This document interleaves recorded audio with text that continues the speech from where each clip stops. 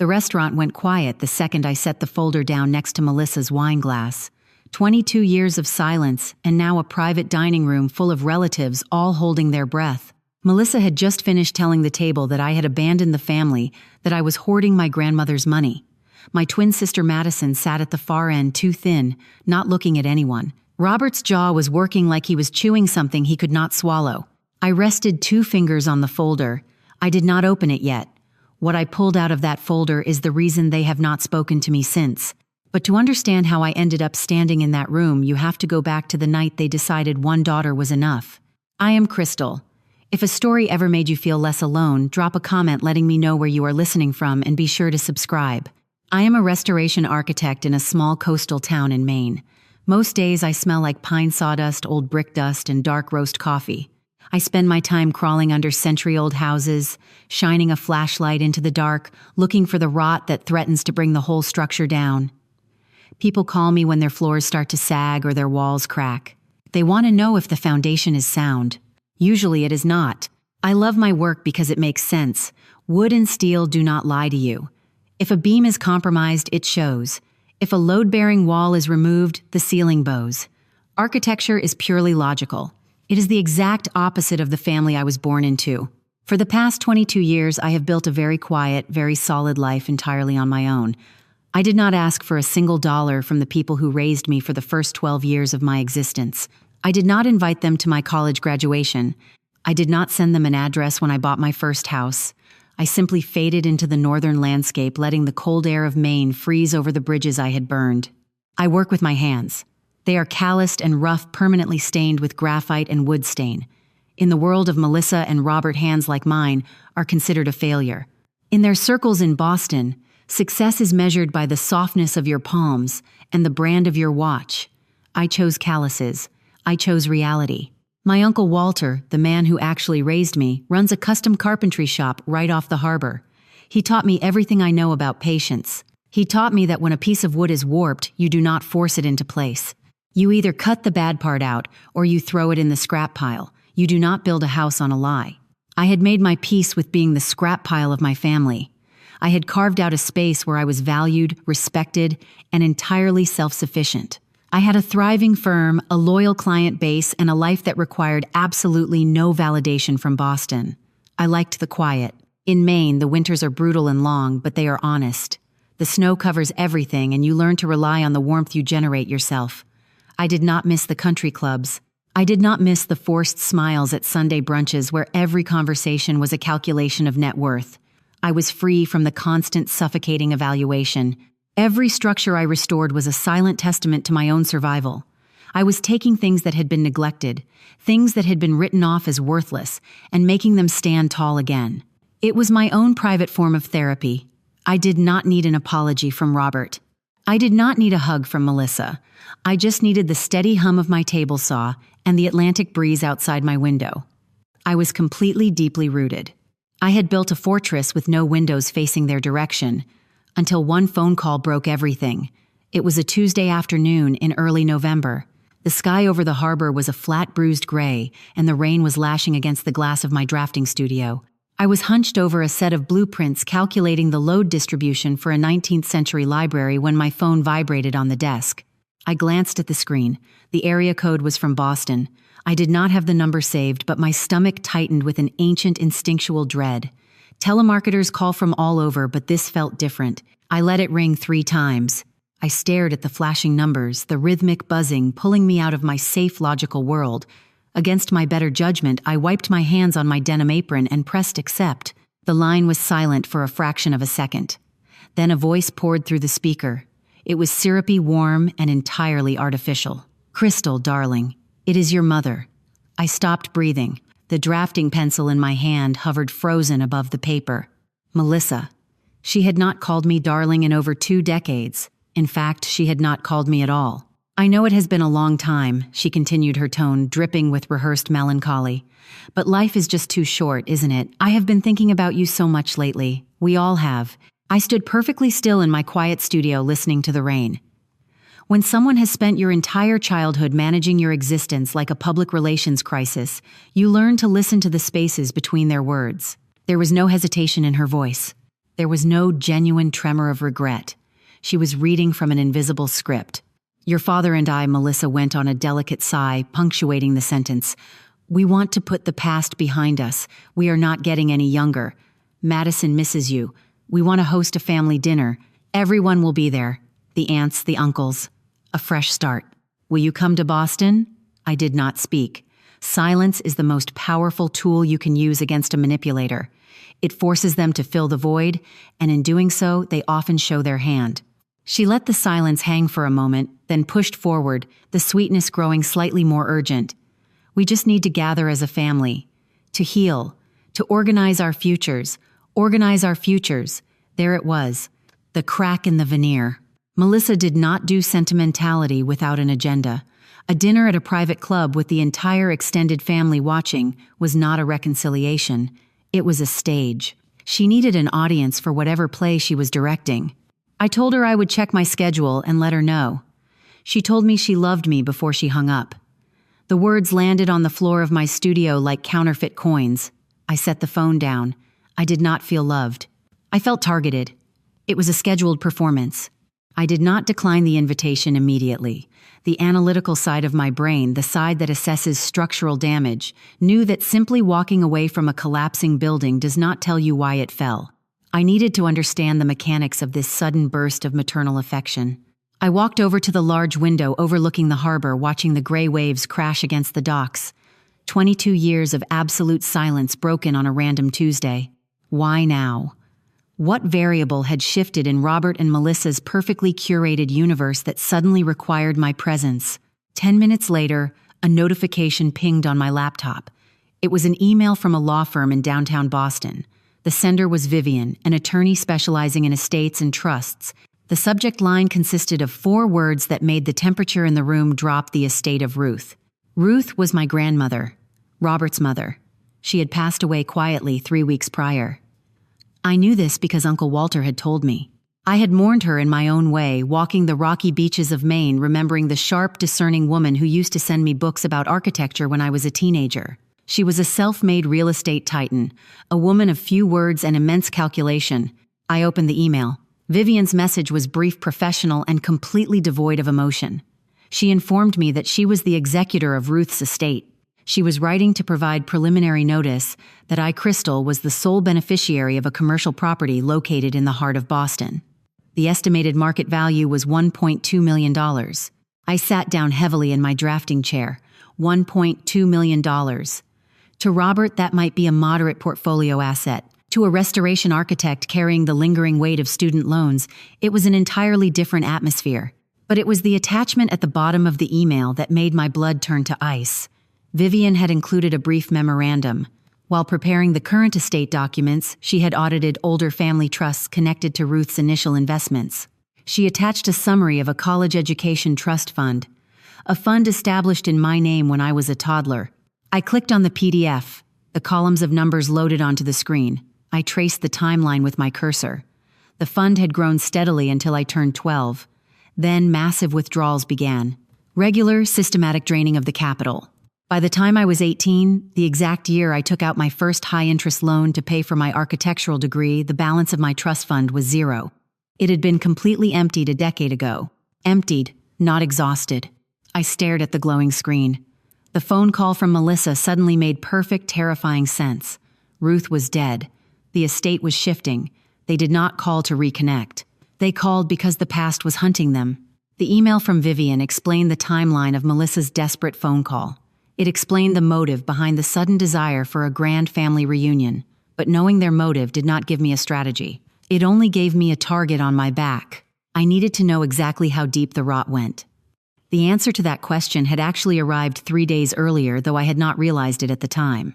I walked out of my studio and into the small kitchen of my coastal cottage. On the granite counter sat a padded manila envelope. The postmark indicated it had been shipped from an automated mailing facility in Boston. The sender's name was blank. I had ignored it, assuming it was a misdelivered hardware catalog or a vendor sample. Now, with the hum of the refrigerator filling the quiet room, I picked it up. It felt strangely heavy for its size. I took a utility knife from the drawer and sliced open the top edge. The paper tore with a dry, harsh sound. I turned the envelope upside down. A single solid object fell out, hitting the granite counter with a sharp clink. It was a heavy brass key, the kind used for bank safe deposit boxes. Stamped into the metal was a sequence of numbers and a bank logo. Tucked inside the envelope, alongside the key, was a piece of heavy cardstock. It was Ruth's personalized stationery, the thick, cream-colored paper she always favored. Her handwriting crossed the center of the page. The letters were slightly shaky, betraying her failing health at the end of her life, but the ink was pressed hard into the paper. The words were sharp, precise, and uncompromising. I kept what they threw away. Do not let them do the math on you anymore. I read the 2 sentences over and over again. My chest tightened, a strange mixture of grief and fierce clarity washing over me. Ruth knew. All this time, sitting in her penthouse overlooking the city, she had watched Robert and Melissa erase me from the family ledger. She had seen the systematic way they discarded me. She had not intervened loudly. She had not caused a public scandal. Ruth was a woman of business. She understood that screaming does not win wars. Evidence wins wars. Documentation wins wars. While Melissa was busy managing her public image and Robert was busy moving numbers around his spreadsheets, my grandmother had been quietly building a counteroffensive. She had secured the commercial building to ensure my financial independence, but she knew that would not be enough. She knew that the moment she died, Robert would come for whatever I had. She had prepared for this exact moment. She had locked away the truth in a steel box, and she had made sure I was the only one holding the key. I finally held the sword. To understand the absolute silence I maintained for 22 years, you have to understand the specific type of cruelty my parents practiced. It was not born of rage or addiction. It was born of mathematics. I was 12 years old. It was late autumn, and the sprawling house in Boston felt particularly massive and hollow. I had come downstairs to get a glass of water when I paused outside the heavy mahogany double doors of Robert's home office. They were open just a crack. He was talking to Melissa. He was not shouting. He was speaking in the measured clinical tone he used with his wealth management clients. I peered through the gap. Robert had a spreadsheet pulled up on his dual monitors. Melissa was sipping a glass of red wine, nodding intently. Look at the projections, Melissa, Robert said, tapping his pen against the desk. Madison has a distinct aptitude for coding and tech development. She is a high-yield asset. Crystal, on the other hand, spends her time building wood models and drawing. It is a blue-collar path. She is an overhead cost. A sunk cost, frankly. Melissa sighed, tracing the rim of her glass. It is just so expensive to fund both of their extracurriculars if we want Madison to get into the Stanford Incubator program. Exactly, Robert replied, his voice devoid of any parental warmth. We cannot fund both if we want a maximum return on our investment. We have to reallocate the resources. I stood frozen in the hallway. I did not burst into tears. I did not run in and scream. Psychologists call it learned helplessness. It is a condition where a person suffers from a sense of powerlessness arising from a traumatic event or persistent failure to succeed. But when the trauma is a spreadsheet, the helplessness takes a different form. You do not just give up, you accept the arithmetic. When the 2 people who are supposed to protect you look at you and see a negative return on investment, you learn to make yourself incredibly small. You stop asking for things because you already know the formula has dictated the answer. I walked back upstairs in absolute silence. They had already balanced the ledger. I was the deficit. The reallocation of resources happened quickly. By January, the harsh Boston winter had settled in, and my bags were packed. I stood on the icy curb in front of our colonial home. I was 12, shivering in a coat that had belonged to Madison 2 seasons prior. Next to me was a single, battered canvas duffel bag containing everything I owned. I turned my head to look through the large, brightly lit bay window of the living room. The contrast was physically painful. Inside, the fire was roaring. Robert was uncorking a bottle of champagne, pouring a glass for Melissa. Madison was sitting on the plush rug laughing, holding a glossy acceptance brochure for an elite, ridiculously expensive tech summer camp in Silicon Valley. They were celebrating. They were celebrating the future they had just secured by liquidating my presence in their home. Melissa had sat me down 2 days prior and used her soft, PR-managed voice to tell me the news. Crystal, darling, you are going to stay with Uncle Walter up in Maine for a while. You love working with your hands, and he has that carpentry shop. It is a much better fit for you than the academic pressure here. For a while. I knew exactly what that meant. It meant permanently. A rusted blue Ford pickup truck turned onto our street, its engine knocking loudly in the quiet, affluent neighborhood. Uncle Walter pulled up to the curb. He did not get out to knock on the door or say hello to his brother Robert. He just stepped out into the freezing wind, his face weathered and stern. He did not offer me a pitying look. He simply hoisted my duffel bag into the truck bed and opened the passenger door. "Get in, Walter," said gruffly. "Heaters on high." I climbed into the cab. It smelled of old coffee and sawdust. As the truck pulled away, I watched the bay window shrink in the side mirror. No one had come to the door to wave goodbye. The champagne toast continued without me. I did not shed a single tear on the drive to Maine. The cold had seeped in, freezing the parts of me that still needed them. The true depth of their betrayal was not something I understood fully at 12. I only knew I had been exiled.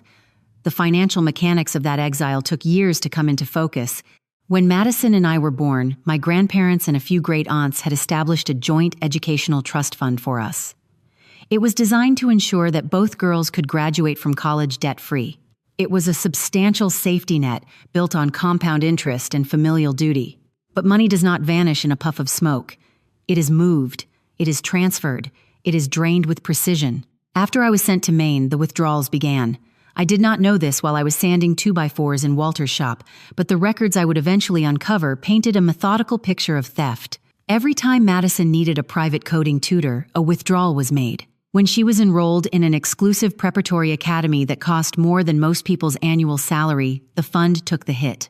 Her flights to Silicon Valley, her expensive laptops, her early startup seed money, all of it was siphoned from the account that bore both of our names. Robert and Melissa did not simply decide to stop spending money on me. They actively cannibalized my half of the future to finance the daughter they had designated as the winner. They performed this financial surgery while I was a minor, unable to check a balance or ask a question. They assumed that because I was quiet, because I was living a blue-collar life 3 states away, I would never demand an accounting. They relied on the fact that family theft is rarely prosecuted because the victims are too ashamed to speak up. They were banking on my silence. They thought my distance was a sign of defeat, not realizing that distance was giving me the clarity to eventually trace every single dollar they stole. In the bitter landscape of my family, there was one person who refused to participate in the erasure of my existence: Ruth. Ruth was Robert's mother. She was a formidable woman, a pioneer in Boston commercial real estate back when the industry was a closed men's club. She was not a warm, cookie-baking grandmother. She was sharp, pragmatic, and entirely unsentimental. She did not intervene when Robert sent me away. She never drove to Maine to rescue me. I used to resent her for that. But as I grew older, working alongside Walter, I realized she understood exactly what I needed. She knew that staying in that Boston house would have crushed me into a mold I was never meant to fit. She knew Walter would teach me how to build a spine of steel. Instead of rescuing me, Ruth watched. 3 times a year, an envelope would arrive at the carpentry shop. Inside, there was always a crisp $50 bill and a brief note on her heavy cream stationery. She never asked about Robert or Melissa. She only asked about my structural drawings, the tools I was mastering, the load-bearing calculations I was learning. Keep your lines straight, one card read. Let them build on sand. You build on bedrock, read another. I did not know it then, but those letters were not just encouragement, they were proof of life. While Robert and Melissa were meticulously constructing a narrative where I was the difficult runaway child, Ruth was quietly observing their financial maneuvers. She was a businesswoman who trusted ledgers more than words. She saw the joint trust fund being drained. She saw the preferential treatment cross the line from bad parenting into fiduciary negligence.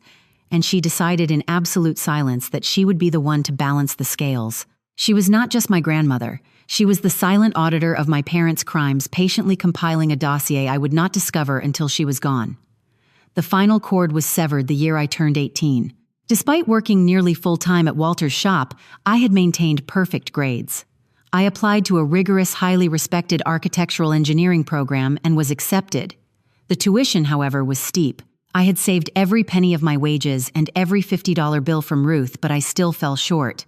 I needed a co-signer for a private student loan. Walter's credit was tied up in the heavy machinery for his shop. He could not take on the liability. I had no choice. I had to make the call. I sat in Walter's office, the smell of wood lacquer heavy in the air, and dialed Robert's number. It was the first time I had spoken to him in 6 years. He answered on the second ring, his tone brisk and professional. I stated my case logically devoid of emotion. I explained the program, the career trajectory, and the fact that I only needed a signature, not a handout.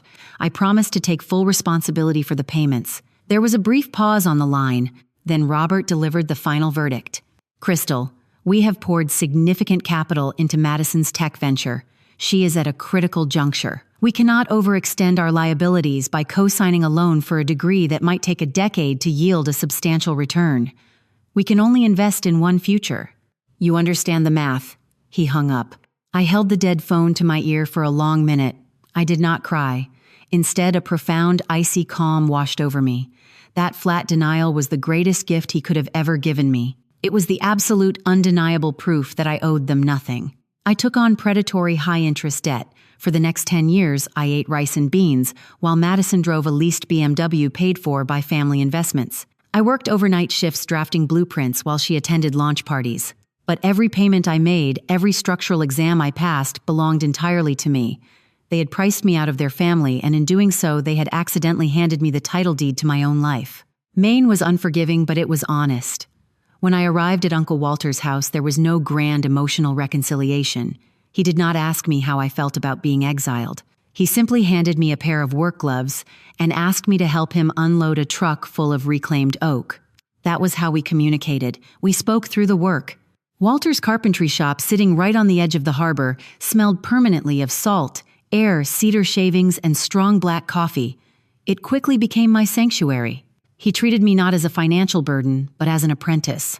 He taught me how to read the grain of a piece of wood, how to understand its tension, and how to know exactly where it would inevitably split if put under too much pressure. A structure only stands if the foundation is true, Walter would say, running a calloused hand over a sanded beam. You cannot lie to gravity, Crystal. It always collects its debts. I absorbed those words like a sponge. I started applying the strict laws of physics and architecture to the family I had left behind in Boston. I realized that Robert and Melissa were building a glass house on a swamp. Their entire existence was based on optics, financial leverage, and social debt. They looked beautiful from the street, but their load-bearing walls were hollow. Walter, on the other hand, was solid oak. He became my true family. Not through the arbitrary accident of blood, but through shared silence, mutual respect, and the quiet dignity of hard work. I worked long, grueling hours in the shop. I learned how to frame a house, how to pour concrete, and eventually how to draft the structural blueprints myself. I realized that the greatest revenge against people who think you are worthless is to simply become undeniable. I stopped waiting for an apology that was never going to come.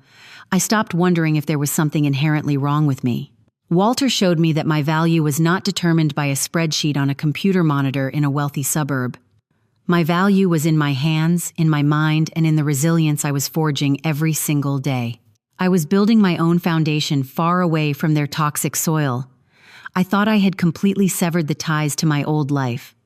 But I was wrong. Someone had been watching the whole time. It took 10 years of relentless grinding work to pay off the predatory private student loans I had been forced to take out. 10 years of working overnight drafting shifts at a commercial firm, followed by framing houses on the weekends just to make the exorbitant monthly payments. I lived in a tiny drafty apartment above a bait shop. I ate rice and beans while I knew Madison was driving a leased European sports car, funded entirely by the family's so-called strategic investments. But the day the final payment cleared, the bank did not send a marching band. They sent a generic automated email confirming a zero balance. I read the email on my phone while standing on a muddy job site. I did not buy champagne. I did not celebrate at a country club. I just put my phone in my pocket, picked up my hard hat, and went back to work. I had my name on an architecture degree that belonged to no one else but me. Nobody had bought my way in. Nobody had leveraged their country club connections to secure my internships. I started my own restoration firm from scratch. I specialized in saving historic structures that other developers wanted to bulldoze. I made a quiet, steady, and incredibly lucrative name for myself across the New England coast. Throughout all of this, I maintained absolute radio silence with Boston. I never sent an update. I never mailed a graduation announcement. I never posted my achievements online for Melissa to steal, curate, and brag about to her social circle to prove what a wonderful mother she was. My success was completely deliberately invisible to them. And that, I realized, was the ultimate victory. I had become the very thing Robert told me I could never be. I had become a high-yield asset. but I was an asset they could never touch, never leverage, and never claim credit for. I built a life so solid that they could not remove a single brick from it. I had proven the mathematics of my childhood entirely wrong. Sometimes the quietest lives require the most strength to build. I found peace in the anonymity. I found comfort in knowing that when my phone rang, it was a client needing a structural audit, not a family member demanding a performance. I was safe in my fortress. But as Walter always taught me, a fortress is only safe until someone finds the blueprints. And my family was about to go looking for mine. The steady, predictable rhythm of my life in Maine was interrupted on a Thursday morning. I was in my studio when Walter walked in. He did not bother knocking. He took off his worn canvas cap, holding it in his large, scarred hands. He looked at me, and I knew before he even spoke. Ruth was gone. She had suffered a massive stroke in her sleep. We drove down to Boston for the funeral in Walter's truck. It was a bleak, overcast day. The service was held at a historic, understated cemetery, exactly as Ruth would have dictated in her meticulous estate planning. I stood in the back row near a large oak tree wearing a simple, tailored black coat. I did not cry. I just felt a profound sense of respect for the woman who had quietly watched over me from a distance. I looked around the small gathering. I scanned the faces for Robert, Melissa, or Madison. They were not there. 22 years of pretending to be a perfect family, and they could not be bothered to drive across the city to bury the woman who had built the initial wealth they so desperately clung to. I was disgusted, but I was not surprised. However, Cynthia was there. Cynthia was Melissa's younger sister. She was a woman whose entire personality was constructed out of meddling in other people's business and reporting back to the highest bidder. She spotted me standing by the tree and immediately clicked over on her expensive heels, her eyes darting around like a bird of prey. She did not offer condolences. She dabbed at perfectly dry eyes with a tissue and lowered her voice to that specific hushed register people only use when they are trying to sniff out money. "Such a tragedy," Cynthia whispered, leaning in too close. She kept to herself so much at the end. Did she ever get her affairs in order? Melissa is just so worried about how the commercial properties will be handled, considering the family needs to stay united. I looked at Cynthia. Her face was a mask of fake concern, but her eyes were calculating. I understood instantly. They had not come to mourn the matriarch of the family. They had sent a scout to check the perimeter of the estate. They were already circling the assets before the soil had even settled. I gave Cynthia a polite, completely blank smile. "The lawyers are handling everything precisely as Ruth instructed," I said quietly. I watched the word lawyers land on her like a bucket of cold water. She excused herself to make a phone call. The war had begun. That brings us right back to the syrupy phone call from Melissa and the subsequent email from Vivian, the estate attorney. I had the puzzle pieces, but I needed the full picture. 2 days after Melissa's initial attempt to lure me to a grand family dinner, my phone rang again. This time, the caller ID displayed Robert's name. The fake warmth of his wife was gone, replaced entirely by the clinical, commanding tone I remembered from his mahogany home office. "Crystal," he said, skipping any form of greeting, "we need to handle this efficiently. Madison's tech startup is in total liquidation. There were personal guarantees made. The family is facing a significant immediate liquidity crisis." He spoke as if he were briefing a junior associate on a corporate merger, not speaking to the daughter he had abandoned. "Vivian informed me that Ruth left you the downtown commercial building, Robert," continued his voice, tightening with suppressed anger. "That was clearly an error in judgment brought on by her declining mental state. We are hosting a dinner this Saturday at the Hollowbrook Country Club. You will attend and you will sign a disclaimer of interest, transferring the asset back to the family trust so we can liquidate it immediately to cover Madison's debts." I listened to the steady, rhythmic hum of my own breathing. I did not argue. I did not raise my voice. I simply let the silence stretch across the cellular connection, letting him feel the weight of his own audacity. "And if I do not," I asked calmly, "then I will use every contact I have in the New England real estate and architectural boards," Robert replied, his voice dropping to a menacing whisper. "I will ensure your little restoration firm never lands a commercial contract outside of a barn in Maine ever again. You owe this family, Crystal. It is time to pay your overhead." It was a shameless textbook ultimatum. Sign away the $1.2 million asset my grandmother had specifically protected for me, or face total professional ruin orchestrated by my own father. He thought he was speaking to the terrified 12-year-old girl in the snow. He did not realize he was threatening a woman who knew exactly how to dismantle a structure by removing its weakest load-bearing pillar. I told him I would see him on Saturday, and I hung up. I took out a fresh legal pad and uncapped my pen. It was time to start building my case. Before I even packed my overnight bag for Boston, the smear campaign began. Cynthia was hard at work earning her keep. My phone started vibrating with passive-aggressive messages from distant cousins and aunts I had not seen in 2 decades. "We hear you manipulated Grandma at the end. It is so selfish to hoard property when your sister is losing everything. Family helps family, Crystal." Melissa had activated her carefully curated social network.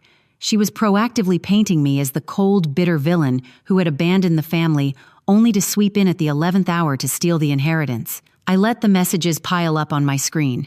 You cannot outshout a dedicated liar. You can only out-document them. I did not reply to a single text, but late that evening my phone rang with a number I actually recognized. It was Madison. Against all my protocols, I answered. Her voice was thin, trembling, stripping away all the polished CEO bravado she used to project on magazine covers. We agreed to meet at a sterile corporate coffee shop halfway between Maine and Boston the next morning. Neutral ground. When she walked in, the golden child was shattered. Her designer clothes hung loosely on her frame. She looked exhausted, haunted by the ghost of her own hype. We sat across from each other, twins, separated by a chasm of 22 years. "My company is gone, Crystal," she whispered, wrapping both hands around her paper cup like it was a heat source. "The investors pulled out. The debt is astronomical. I am living in the basement of Mom and Dad's house." I looked at her, feeling a strange absence of triumph. I only saw another broken structure. Then she looked down and said the words that shifted the entire tectonic plate of my past. "Mom told me you left because you hated me," Madison said, her voice cracking. "She said you were jealous of my coding programs, that you begged to go live with Uncle Walter because you did not want to be part of our family anymore. I hated you for abandoning me." I set my coffee cup down with absolute precision. They had not just thrown me away. They had actively rewritten my exit to make me the villain in my sister's childhood, ensuring she would never ask questions, ensuring she would carry their guilt for them. Even the golden child was just a pawn in their public relations strategy. "Madison," I said quietly, leaning across the table. I did not choose to leave. They packed a bag and put me in a truck. I watched the realization hit her eyes. The foundation of her entire life had just cracked. Have you ever discovered that your entire childhood was built on a lie? If you have, typed truth in the comments below. Madison thought she knew the worst of them. She had no idea what I was about to plug into my laptop. I drove back to Maine with the rhythm of the highway sinking to the steady beating of my heart. Madison's confession echoed in the quiet cab of my truck. She was not the mastermind. She was just another piece of lumber Robert and Melissa had used to build their fragile house of cards. Now that house was collapsing under the weight of its own debt, and they expected me to be the structural reinforcement. When I reached my cottage, the coastal wind was howling against the storm windows. I brewed a pot of dark coffee, sat at my drafting table, and took the brass key from my pocket. It had unlocked a safety deposit box containing a single, heavy encrypted USB drive. I plugged the drive into my laptop. The folder inside was compiled by a private forensic accounting firm in Boston. Ruth had hired them years ago. To understand what I was looking at, you have to understand the legal architecture of an irrevocable trust. In the world of estate law, it is a titanium vault. Once a grantor places assets inside an irrevocable trust, they legally relinquish all ownership and control. The asset is entirely walled off from creditors, lawsuits, and family members. Not even Ruth could have changed the terms once the ink dried. She built it this way deliberately. Ruth knew that Robert, operating as a senior wealth manager, understood every legal loophole required to crack a standard will. He could have easily challenged a traditional inheritance in probate court, tying me up in litigation for years until I ran out of money. But an irrevocable trust is bulletproof. By placing the $1.2 million commercial building into this specific structure, she had ensured Robert could never touch it. That was why he was so desperate. That was why Melissa had called with her syrupy voice, and why Robert had issued his shameless ultimatum. They could not break the trust legally. The only way they could access the asset to pay off Madison's massive debt was if I voluntarily signed a disclaimer of interest, legally rejecting the inheritance and allowing it to pass back into the general family estate. They needed my signature. But as I opened the first spreadsheet on the drive, I realized they needed it for a reason, far more sinister than simple bankruptcy. I began to track the wire transfers. I began to follow the money. In architectural restoration, when a building begins to collapse, you do not just stare at the fallen drywall. You inspect the stress points. You follow the cracks back to the foundation to see exactly where the structural integrity was compromised. I applied the same logic to the forensic accounting report of my childhood educational trust fund, the fund that was supposed to hold $250,000 for my future. I looked closely at the withdrawal logs from the year I was sent to Maine. The money did not just go directly to Madison's elite private school tuition or her Thung Lung Silicon summer camps. Large systematic chunks of capital were wired out to 3 obscure educational consulting firms. I opened a secondary folder on the USB drive containing public business registry records. I cross-referenced the names of these consulting firms. Every single one of them was a shell limited liability company. They had no physical office addresses, no websites, and no employees. And the registered agent for every single one of those shell companies was Robert. The realization hit me like a physical blow to the chest. My father had not just cut me off financially to favor his golden child. He had actively invoiced my joint trust fund for entirely fictitious consulting services.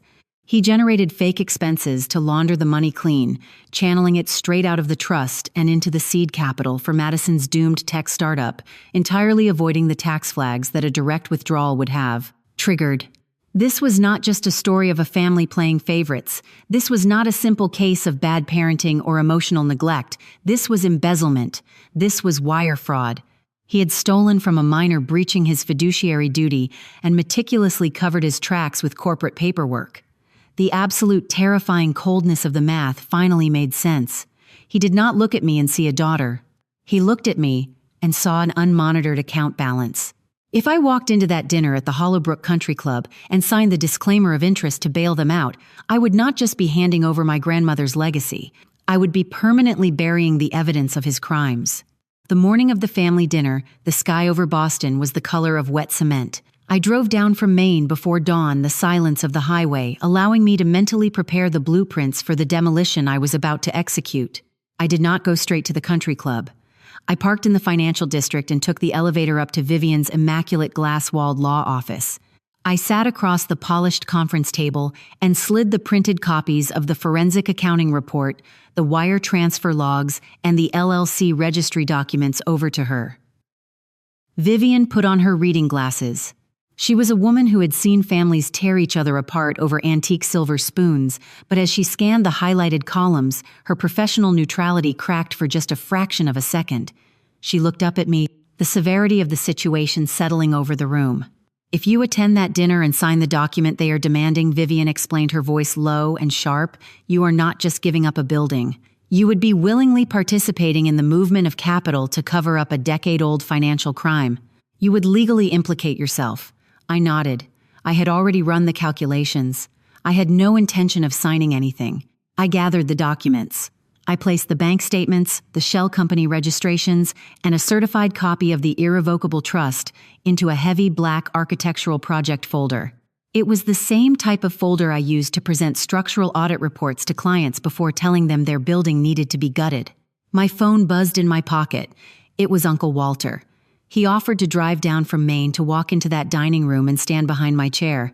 I closed my eyes for a second, deeply grateful for the solid wood of his support. But I told him no. I had been sent away alone in his truck when I was 12 years old. I needed to walk back into their world on my own 2 feet. Sometimes you do not need to shout to win a war. You do not need to cry, and you do not need to throw a tantrum. You just need a stack of verified documents and the patience to let the guilty do the talking. Are you ready to watch a toxic structure collapse under its own weight? If you are, let me know in the comments. I picked up the black folder and walked out of the office. The table was set. The Hollowbrook Country Club smelled of expensive wax-polish roasted garlic and generations of inherited entitlement. I pulled my truck into the valet circle, ignoring the slightly confused look the attendant gave my weathered tires. I grabbed the heavy black architectural project folder from the passenger seat, stepped out into the crisp evening air, and walked through the heavy oak double doors. I was directed to a private dining room at the back of the establishment.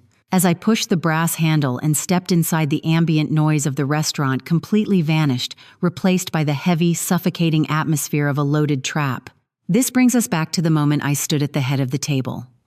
A long mahogany table was set for 15 under a sprawling crystal chandelier. They were all there. The audience, The distant cousins, the aunts, the uncles, all the people Cynthia had spent the last 48 hours actively poisoning against me. I could feel their eyes measuring me, taking in my simple tailored suit, comparing it to the terrible stories they had been fed. At the head of the table sat Melissa, draped in silk and wearing a string of pearls, performing the role of the tragic, forgiving hostess. Beside her, Robert sat rigid in a tailored navy suit, looking less like a father and more like a corporate liquidator preparing for a hostile takeover. At the far end of the room, looking pale and painfully fragile, was Madison. She met my eyes for a fraction of a second before staring down at her untouched water glass. "Crystal, oh darling, you came," Melissa announced, her voice pitched perfectly to carry across the room. She stood up and moved toward me with arms outstretched. I did not step back, but I did not lean in. I let her wrap her arms around me, keeping my own hands firmly holding the black folder against my side. She smelled of the same expensive perfume she wore when she packed me into Walter's truck 22 years ago. It was the scent of a meticulously constructed illusion. I allowed the waiter to pull out a chair for me near the center of the table. I sat down, placed the black folder precisely parallel to my water glass, and folded my hands in my lap. In restoration work, you never rush a demolition. You evaluate the structure, you identify the weak points, and you wait for the building to tell you when it is ready to fall. I looked around the room, meeting the judgmental stares of my relatives one by one. I was ready. The dinner arrived in elegant multi-course stages, and so did Melissa's performance. She directed the conversation around the table with the skill of a seasoned conductor, weaving soft, edited stories about how hard the last 2 decades had been with me, so far away, so isolated, so stubbornly independent. She painted a picture of a grieving family trying desperately to hold on to the only child who had stayed. The aunts nodded in sympathy. Cynthia dabbed the corner of her eye with a linen napkin right on cue. I ate my roasted vegetables in total silence. I knew that in their minds my quietness registered as guilt. Let them think it. As the plates were cleared for coffee, Melissa turned the temperature of the room up and prepared to close the trap. "You all know," she began, standing up slowly and resting a hand over her heart, addressing the room but looking directly at me. "Madison has been through an unimaginable ordeal with her business. The market was simply unforgiving.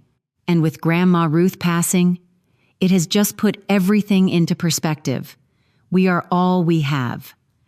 She paused, letting the emotional weight settle over the silver cutlery.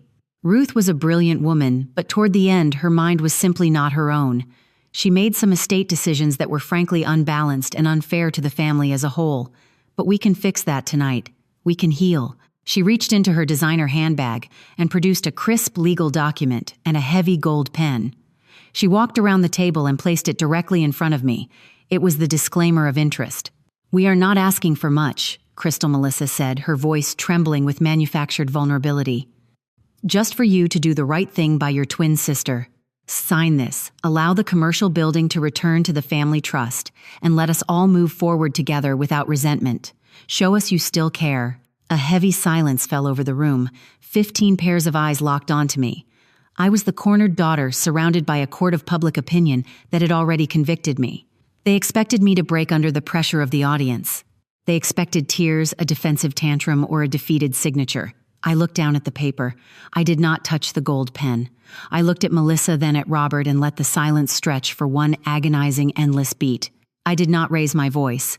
I have learned that the quieter you speak, the harder people are forced to listen.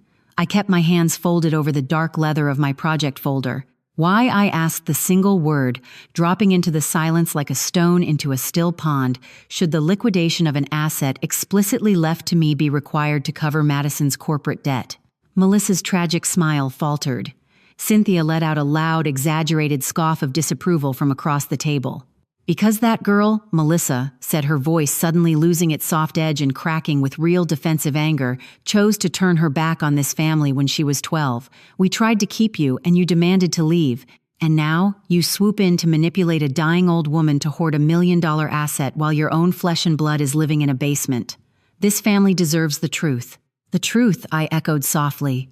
I looked past Melissa and locked eyes with Robert.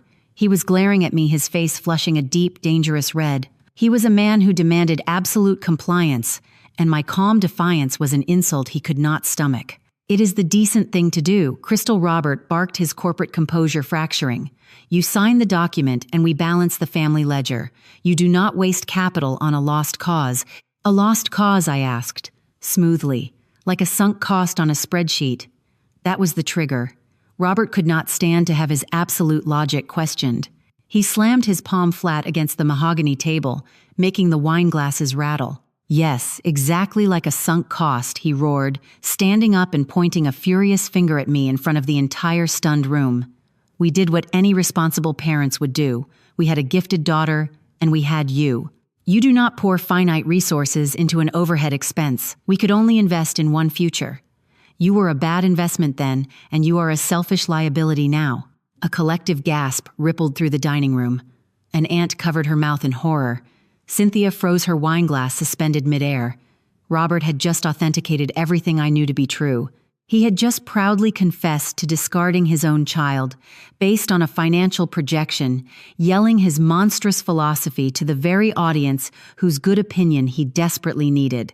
He thought his honesty would shame me. He did not know I had been waiting 22 years for him to say it on the record. The echo of Robert's shout hung in the air thick and toxic. The carefully curated illusion of the loving, misunderstood parents lay shattered on the floor of the Hollowbrook room, destroyed by his own uncontrollable arrogance. I slowly stood up from my chair. I did not glare at him.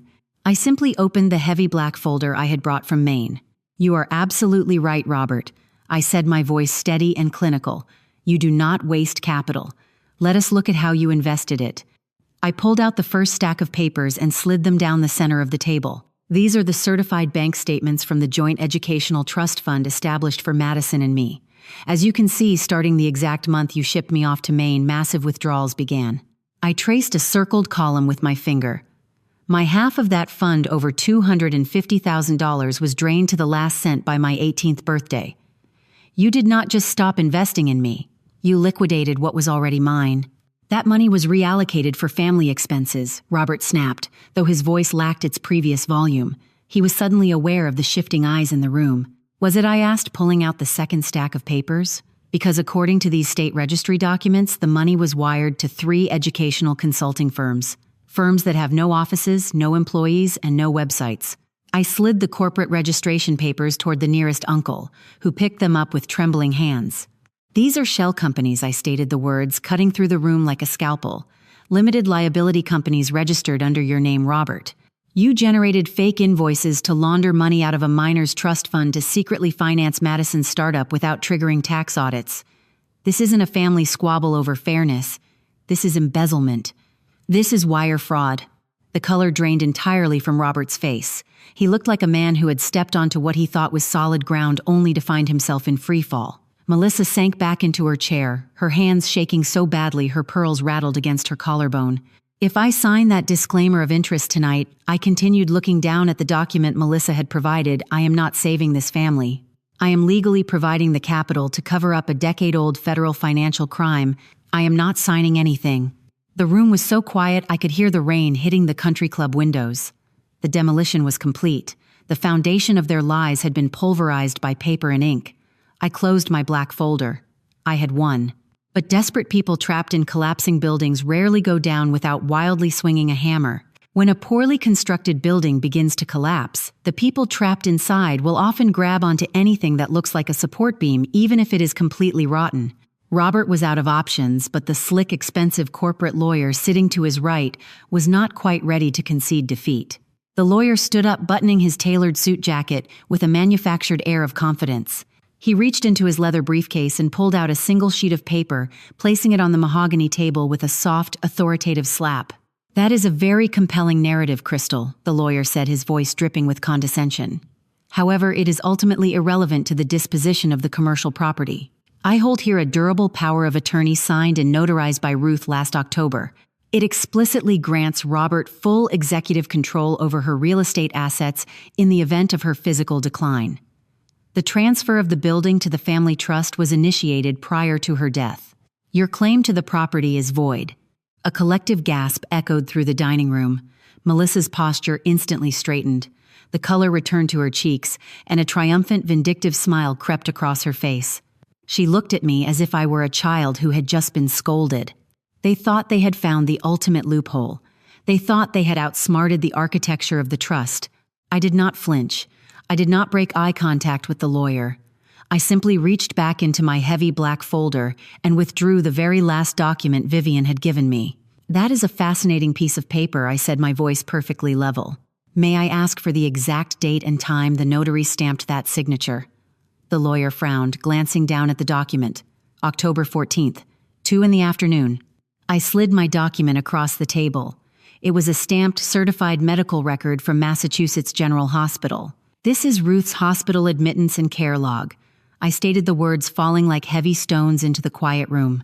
On October 14th, at exactly 2 in the afternoon, my grandmother was heavily sedated and intubated in the intensive care unit following a severe cardiac event. She was medically and legally incapacitated. I looked directly at Robert, whose eyes had widened in absolute terror. "She did not sign that document," I said softly. "You forged the signature of an incapacitated woman to steal $1 million asset. Falsifying a power of attorney to circumvent an irrevocable trust is a federal felony." I turned my gaze back to the lawyer. "If you present that document in any court of law, you will be submitting forged evidence. Are you prepared to risk your license to practice law for a man who is about to be indicted for wire fraud?" The lawyer stared at the medical record. He did not say a word. He slowly reached out, picked up the fake power of attorney, folded it in half, and shoved it back into his briefcase. He did not look at Robert. He simply stood up and walked out of the Hollowbrook room without a single backward glance. The silence was absolute. 6 months later, the suffocating atmosphere of the country club was nothing but a distant memory, replaced entirely by the sharp, clean scent of fresh pine and the rhythmic ringing of hammers. It was mid-spring in Boston. The sunlight was pouring through the massive arched windows of the commercial building Ruth had left me. I was standing in the center of the ground floor wearing a faded denim work shirt and a dust-covered hard hat. All around me, my crew was meticulously stripping away the cheap, ugly drywall from the 1980s, exposing the beautiful original red brick foundation that had been hiding underneath for decades. The demolition phase was over. We were finally rebuilding. The fallout from that dinner had been swift and mathematically precise. I never filed a civil lawsuit against Robert. I did not need to. The forensic accounting report I had compiled was quietly forwarded to the appropriate state financial regulatory boards. Once the investigators began pulling the threads of those phantom consulting firms, the entire sweater unraveled. Robert's wealth management license was suspended indefinitely pending a massive federal audit. His bank accounts were frozen. The facade of extreme wealth he and Melissa had spent their entire lives cultivating evaporated overnight. Without the illusion of money, their carefully curated social circle vanished. Cynthia had attempted to spin the narrative, trying to whisper to the extended family that I had somehow framed them. But 15 people had been in that room. 15 people had heard Robert proudly declare that discarding a child was simply good business. They had seen the bank statements. Cynthia's calls stopped being answered. She found herself completely isolated, a scout without an army. I felt no joy in their ruin, but I also felt no pity. Gravity had simply collected its debts. They had built a life on a foundation of theft and manipulation, and the structure had finally collapsed. I did not watch the wreckage fall. I was too busy managing the contractors pouring fresh concrete and ensuring that the structural steel of my new headquarters was flawlessly aligned. I walked over to the exposed brick wall and ran my calloused hand along the rough, honest surface of the masonry. The rot was finally gone. I was reviewing a set of electrical schematics near the front entrance when the heavy wooden door pushed open. The noise of the Boston street spilled into the lobby, followed by a figure I almost did not recognize. It was Madison. The expensive tailored designer suits were gone. Her perfectly manicured hair was tied back in a messy knot. She was wearing a pair of scuffed work boots, heavy canvas trousers, and a plain gray t-shirt. She stood in the doorway looking up at the high ceilings, and the exposed scaffolding, her hands shoved deep into her pockets. She looked exhausted, but for the first time in my life she looked real. I rolled up the blueprints and walked over to her. We stood a few feet apart, the space between us heavy with 22 years of forced separation and manufactured resentment. "I moved out," Madison said quietly, her voice barely carrying over the sound of a circular saw in the next room. "I left their house 3 months ago. I do not talk to them anymore. When the audit started, it became clear that everything Mom ever told me was a lie. The money, the business, why you left. All of it." She looked down at her boots, then back up at me. There were no tears. The drama had been burned out of her. "I do not have a company. I do not have a portfolio," she said, her voice steadying.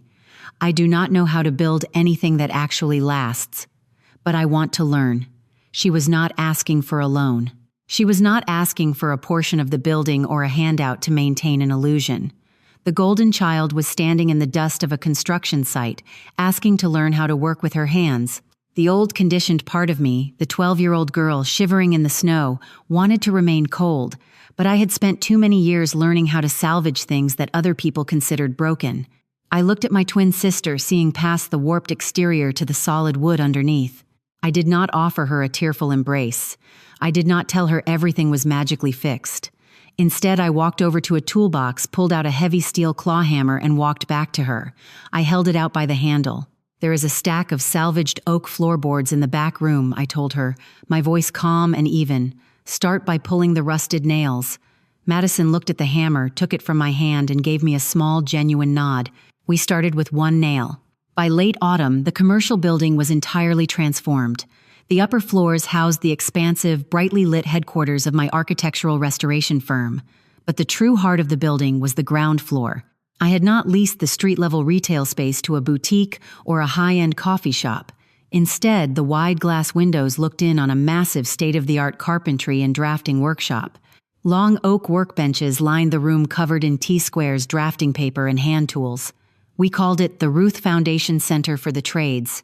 I opened the center for teenagers in the city who were struggling, the kids who had been pushed to the margins of the traditional academic system, the kids who had been told they were not smart enough, not polished enough, or not wealthy enough to matter. The kids who, like me, had been quietly categorized as sunk costs by the people supposed to champion them. I brought Uncle Walter down from Maine to serve as the head instructor. He grumbled about the Boston traffic, but the first time he put a block of cedar in front of a quiet, defensive 16-year-old girl and taught her how to carve a perfect joint, I saw him smile. We did not just teach them how to frame walls or draw blueprints. We taught them the absolute, unshakable laws of physics. We taught them that a structure only stands if it is built on truth. We taught them that their value was entirely within their own hands, completely independent of whatever labels their families or society had tried to pin on them. Madison was there too. She was not running the operation. She was an apprentice standing quietly at a workbench, measuring cuts and learning the slow, deliberate math of physical labor. The frantic energy of her startup days had faded, replaced by a quiet, steady focus. We were not best friends, but we were sisters working in the same room, building a relationship brick by literal brick. Ruth's wealth was no longer locked in an account or used as a weapon to divide a family. It had been transformed into hammers, saws, and the quiet confidence of young people learning to build their own lives. We built on solid bedrock. This story is a letter to anyone who has ever felt like they were living on the edge of their own family. To the daughters and sons who were treated as line items on a budget, quietly trimmed away to make room for someone else's future. If you have ever been the child shivering in the cold, watching through the glass, while the people who were supposed to protect you celebrated your absence, I want you to know something with absolute certainty. The problem was never your design. The problem was their mathematics. They were simply bad at calculating the value of what truly matters. For 22 years, I thought my survival depended on never looking back at the house that exiled me. I thought strength was defined by an empty ledger. But Ruth, sitting quietly in her high-rise, taught me the final, most important lesson of structural integrity. Legacy is not the money you are handed in a velvet-lined box. Legacy is not the bloodline you share with people who treat you like a liability. Legacy is what you are strong enough to protect. It is the truth you refuse to let them bury. It is the foundation you drive deep into the ground with your own two calloused hands. If you are sitting in the dark right now, holding onto a folder of your own, a folder full of proof that no one else wants to acknowledge, do not be afraid of the silence. Do not scream. Do not beg them to see your worth. Keep your lines straight. Keep gathering your evidence. And when the time is right, walk into their room, place it on the table, and let the truth do the demolishing for you. You do not have to shout to tear down a house of lies. You just have to show them the blueprints. If this story resonated with you, if you are currently building your own foundation far away from toxic soil, please share this video with someone who needs to hear it today. Drop a comment, stay strong, and subscribe to Calm Drama Stories. I will see you next time.